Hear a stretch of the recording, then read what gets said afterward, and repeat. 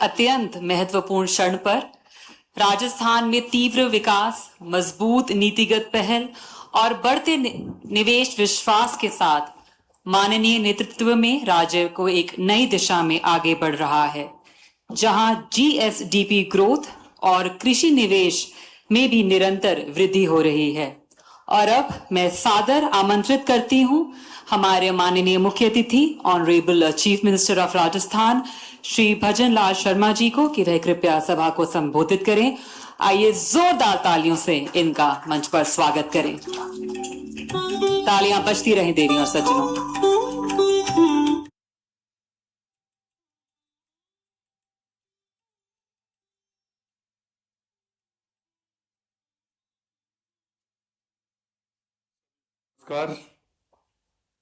आज के इस ग्लोबल राजस्थान एग्रीटेक मीट 2026 के इस रोड शो में मंच पर विराजमान माननीय राज्य मंत्री कृषि एवं किसान कल्याण भारत सरकार श्री भागीरथ चौधरी साहब, माननीय मंत्री कृषि एवं उद्यान की विभाग राजस्थान सरकार डॉक्टर किरोड़ीलाल मीणा जी, माननीय मंत्री जल संसाधन विभाग राजस्थान सरकार श्री सुरेश रावत जी, माननीय राज्य मंत्री स्वतंत्र प्रभार सहकारिता विभाग राजस्थान सरकार श्री गौतम दत्त जी,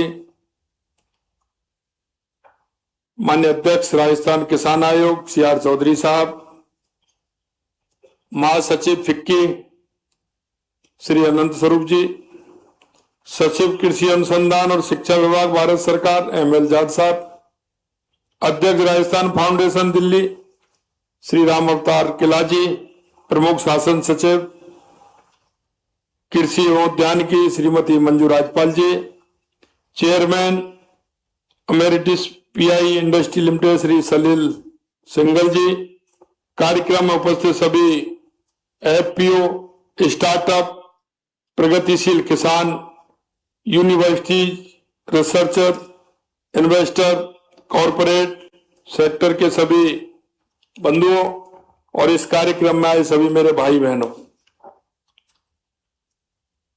सबसे पहले तो मैं धन्यवाद देता हूं कि आज ये कार्यक्रम दिल्ली के अंदर आयोजित हुआ है और इस तरह के कार्यक्रम राजस्थान के विभिन्न प्रदेशों में भी होने वाले हैं, क्योंकि Rajasthan global Rajasthan agreement meet 2026 23 से 25 मई को होने वाला है और इस कार्यक्रम में आने के लिए सभी को मैं आमंत्रित भी करता हूं कि आप सभी उस कार्यक्रम में पधारिए। ये किसानों का ऐसा मंच है जहां किसान, खेती, वहां के हमारे अधिकारी, वैज्ञानिक और वहां खेती के साथ साथ में जो हमारी आवश्यकता है उसको कैसे हम पूरी कर सकते हैं। आज का यह अवसर राजस्थान की कृषि क्षमता को राष्ट्रीय मंच पर प्रस्तुत करने का एक शुभ अवसर है। यह आप जैसे सभी उद्यमियों के लिए एक सादर निमंत्रण है जो कृषि और उससे जुड़े क्षेत्रों में निवेश, नवाचार, साझेदारी के नए रास्ते तलाशेगा। Global Rajasthan agritech meet Rajasthan की खेती का भविष्य और खेती को बदलते परिवेश में आधुनिक तरीके से कैसे कर सकते हैं, इस प्रतिबद्धता के साथ यह कार्यक्रम हो रहा है। यह ऐसा मंच है जिसमें किसान, वैज्ञानिक, निवेशक, नीति निर्माता सभी एक लक्ष्य के लिए एक सोच के साथ काम कर रहे हैं।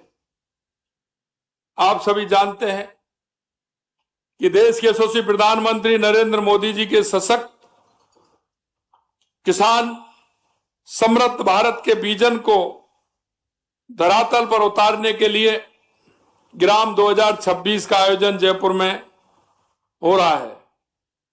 ये एक ऐसा मंच होगा जो किसान, शिक्षाविद, कृषि कंपनियों, नीति निर्माताओं को एक साथ लाएगा।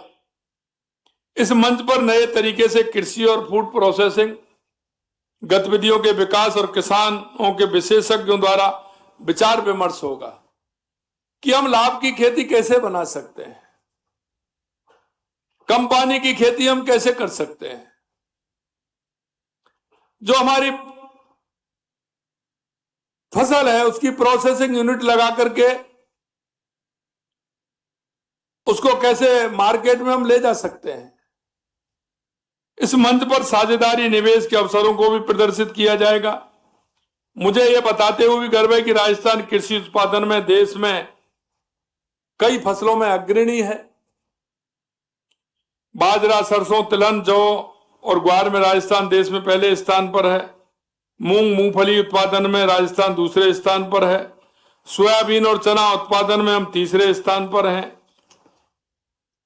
अगर मसालों की बात करें तो उनमें भी हम देश में कई में पहले स्थान पर हैं। जीरे के उत्पादन में राजस्थान देश में पहले नंबर पर है। ईसबगोल के उत्पादन में हम पहले नंबर हैं। मेथी, लहसुन और सौंफ के उत्पादन में दूसरे और धनिया और अजवाइन के उत्पादन में हम तीसरे पायदान पर हैं। हम चाहते हैं कि जो हमारा उत्पादन है ये अलग अलग डिस्ट्रिक्ट में जो भी हमारे उत्पादन में उनको हम और कैसे बढ़ा सकते हैं, उसके साथ हम वही प्रोसेसिंग यूनिट लगा करके उनको किसान को ज्यादा से ज्यादा फायदा कैसे मिल सकता है, किसान को उस फसल को देखते हुए क्या आवश्यकता है। कई बार हम देखते हैं उत्पादन एक क्षेत्र में होता है लेकिन वह मंडी नहीं होती है, तो क्या हम वहां मंडी के साथ साथ कोई प्रोसेसिंग यूनिट हम लगा सकते हैं। देखिए, किसान जब खेती में काम करता है तो उसके कई साइड के काम भी होते हैं। वेयर हाउस का काम होता है, डेयरी का काम होता है, पशुपालन करता है तो डेयरी का काम भी होता है, उसके साथ मछली पालन का काम भी होता है, मुर्गी पालन का काम भी होता है। जब किसान एक दूसरे काम से अगर जुड़ेगा तो उसकी आर्थिक स्थिति मजबूत होगी। हमें किसान को कैसे समृद्ध बनाना है, किसान को खेती के साथ दूसरे कार्यों से हमें कैसे जोड़ना है, आगे चल करके हमारी खेती को भी हमें सुरक्षित रखना है।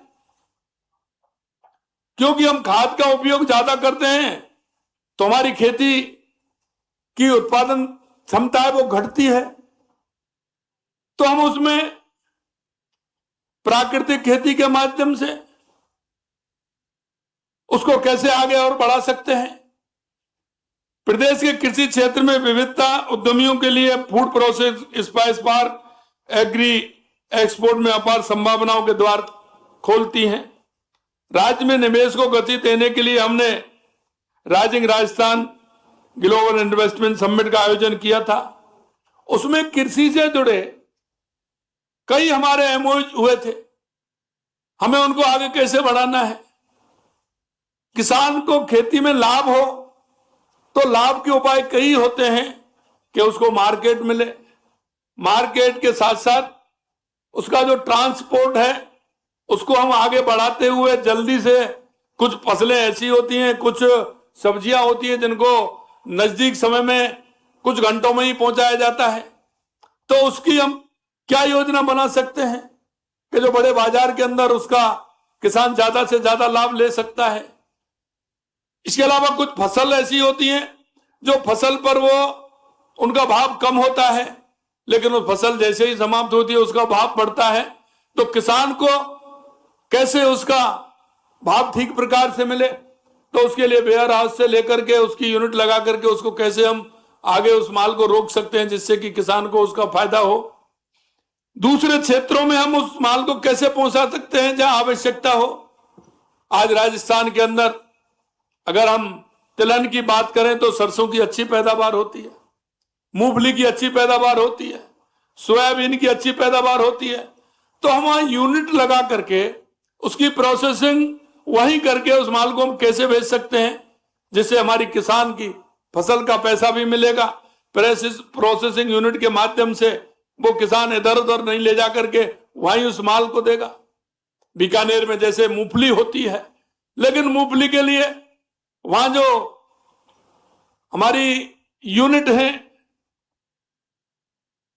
ऑयल मिल है मूंगफली की, वो बहुत कम है, तो उसकी पूर्ति वहां नहीं होती है। तो किसान जब दूसरी स्थान पर लेके जाता है या व्यापारी लेकर के जाता है तो उसकी कीमत घट जाती है। तो हमें उसको कैसे बढ़ाना है, तो ये भी हमें करना चाहिए। ऐसे कई उदाहरण हैं जिनके साथ साथ मैं कहना चाहता हूं कि कुछ लोग ऐसे भी हैं जो उद्योग लगाना चाहते हैं, तो कृषि से संबंधित जो उद्योग लगाएं, उसकी यूनिट कैसे लग सकती है जिसमें कृषि क्षेत्र से जुड़े उद्यमी और कंपनी बड़ी तादाद में हिस्सा ले रही हैं, और अगर आगे और लेंगी तो उसका बहुत बड़ा फायदा भी होगा। देश विदेश की कृषि क्षेत्र की अनेक कंपनियां ने इस समिट में करीब 44,000 करोड़ रुपए के 2,500 से अधिक एमओयू किए थे। अब तक 751 एमओयू पूर्ण हो चुके हैं। 9,000 करोड़ रुपए से अधिक का निवेश धरातल पर उतर चुका है। ग्राम 2026 में इसी निवेश यात्रा को और आगे ले जाने का मंच है। राजस्थान में फूड प्रोसेसिंग, कोल्ड चेन, जैविक कृषि, स्पाइस पार्क, कृषि तकनीक में निवेश के अनेक अवसर उपलब्ध हैं। हमारी सरकार उद्यमियों को हर कदम पर सहयोग एवं सरलीकृत नीति, पारदर्शी प्रक्रियाएं प्रदान करने के लिए प्रतिबद्ध है। और मैं राजस्थान में यह भी कह सकता हूं कि किसान के लिए और यूनिट लगाए उसके लिए सौर ऊर्जा उत्पादन देश में राजस्थान अग्रणी है, तो उसका फायदा भी उसको मिलेगा, उसकी लागत भी उसमें कम आएगी। तो उनसे भी मैं कहना चाहता हूं, हमारी सरकार ने 2 साल में 1,000 करोड़ रुपए से अधिक का अनुदान जारी कर राज्य में 65,000 से अधिक सौर पंप संयंत्र स्थापित करवाए हैं। हाँ, इससे किसानों को बिजली लागत में भारी कमी आई है और कृषि उत्पादन में वृद्धि हुई है। उद्यमियों के लिए solar, agri pump, cold storage और प्रोसेसिंग यूनिट में सौर ऊर्जा के उपयोग की अपार संभावना है, इसलिए वो भी उसका फायदा उठा सकते हैं। राजस्थान में 1,500 से अधिक कृषि प्रसंस्करण इकाइयां स्थापित की गई, जिनमें रुपए 3,500 करोड़ रुपए अधिक निवेश हुआ है। इसके महत्व को देखते हुए हमारी सरकार द्वारा राजस्थान कृषि एवं खाद्य प्रसंस्करण 2026 तैयार करने की योजना बनाई, जिसका उद्देश्य राज्य में कृषि प्रसंस्करण को तंत्र को मजबूत करना है। हमने प्रसंस्करण को बढ़ावा देने और फसल कटाई के बाद होने वाले नुकसान को कम करने के लिए राज्य के 39 फूड पार्कों के विकास की परिकल्पना भी इसमें हमने की है। राज्य में 34 रणनीतिक स्थानों पर इस हेतु भूमि चिन्हित की जा चुकी है। इसके अलावा इस क्षेत्र को बढ़ावा देने के लिए हमने राजस्थान में स्पाइस कॉन्क्लेव 2025 का आयोजन किया, जिसमें 1,500 से अधिक मसाला उत्पादक और निर्यातकों ने भाग लिया, जिससे इस क्षेत्र को बढ़ावा भी मिल रहा है।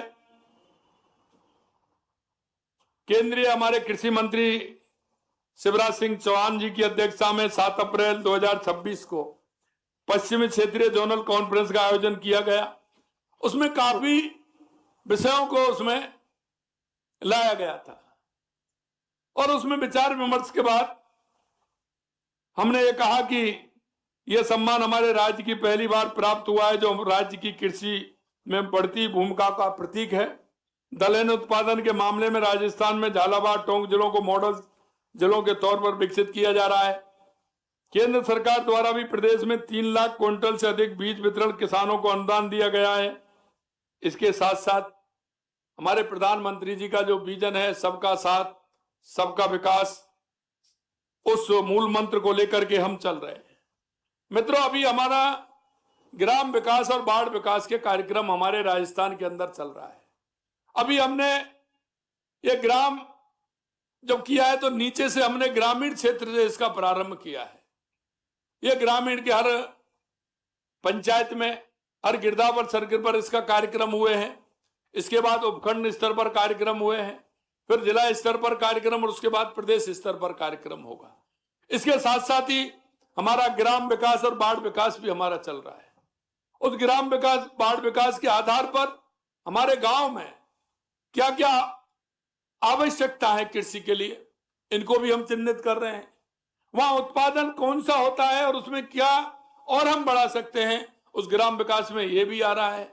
हमारे क्षेत्र में वहां किस किस का उत्पादन कौन कौन से क्षेत्र में होता है, किसान को अगर मजबूती देनी है तो दूसरा ऐसा कौन सा काम वहां हो सकता है, क्योंकि राजस्थान संभावनाओं का क्षेत्र है।